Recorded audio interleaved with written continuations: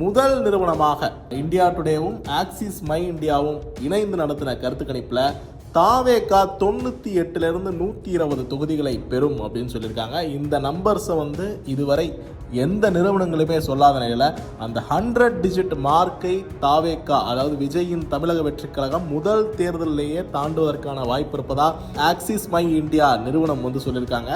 மேலும் திமுக கூட்டணி 92 110 தொகுதிகளில் வெற்றி பெறுவதற்கான வாய்ப்பு இருப்பதாகவும், அதிமுக மூன்றாவது கட்சியாக தள்ளப்படும் 22 32 தொகுதிகளுக்கு அப்படின்ற ஒரு முடிவை சொல்லியிருக்காங்க.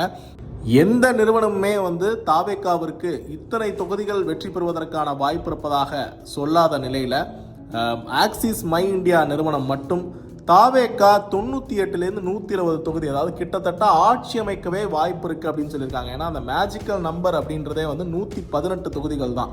118 தொகுதியை வெற்றி பெற்றால் ஆட்சி அமைத்து விட முடியும் அப்படின்றதுல அதிகபட்சமாக 120 தொகுதிகள் வரை தாவேகா வெற்றி பெறுவதற்கான வாய்ப்பு இருப்பதாக ஆக்சிஸ் மை இந்தியா நிறுவனம் சொல்லியிருக்காங்க. இந்த சூழலில் மொத்தம் 10 நிறுவனங்களின் கருத்து கணிப்பு நம்மிடம் இருக்குது. அந்த 10 நிறுவனங்களில் 7 நிறுவனங்கள் மீண்டும் திமுக கூட்டணி ஆட்சி அமைப்பதற்கான வாய்ப்பு இருப்பதாக சொல்லியிருக்காங்க. அதாவது சாணக்யா ஸ்ட்ராட்டஜிஸ்ட்ல தொடங்கி என்டிடிவி, ரிபப்ளிக், அக்னி, அந்த மாதிரியான 7 நிறுவனங்கள் மீண்டும் திமுக கூட்டணி ஆட்சி அமைப்பதற்கான வாய்ப்புகளே இருக்கு அப்படின்னு சொல்லியிருக்காங்க.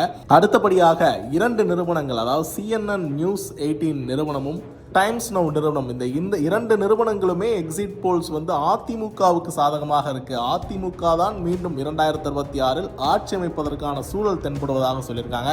அதே நேரம் ஆக்சிஸ் மை இந்தியா நிறுவனம் மட்டும் 98 120 தொகுதிகளை தாவேகா கைப்பற்றுகிறது. விஜய் ஆட்சி அமைக்க போகிறார், விஜய் ஆட்சி அமைப்பதற்கான வாய்ப்புகள் இருப்பதாக சொல்லியிருக்காங்க.